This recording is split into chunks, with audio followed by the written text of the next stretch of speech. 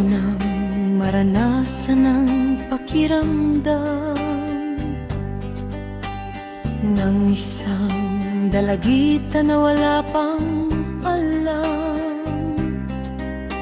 Siguro naman ay nasa hustong edad na ko para ito'y maramdaman at maranasan ko. Naturol lang naman daw sa mga katulad ko na mararanasan ng mga pangyayaring ito. Sa primera daw ay masakit, lalo pag nadidikit at ika'y mapapapikit. Dahil sa matinding sakit, kaya kuya pakiusap lang kahit isang saglit. Ako'y kinakabahan at puso ko'y iyong pakinggan. Ang rapidong tibok sa aking dibdib ay mararamdaman. Kaya't pakiusap lang naman. Dahan-dahan lang at huwag mong isigan.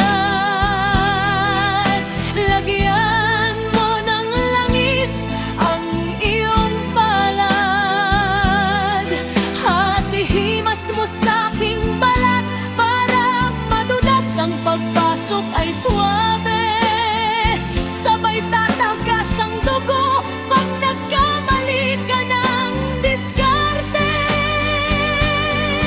Masikip na makipot at nahirap makita ang butas ng aking tenga nang may pasok na ang ikaw at ang kasunod ay pakaw.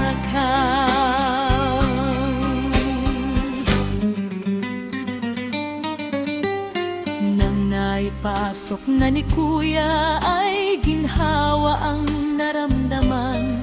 Parang ako'y nabitin at kuya pwedeng sa kaliwa naman.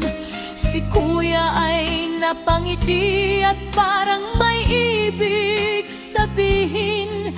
Ang mga mata niyang sa aking ay nakatingin at bumulong sa akin na simulan na ulit natin.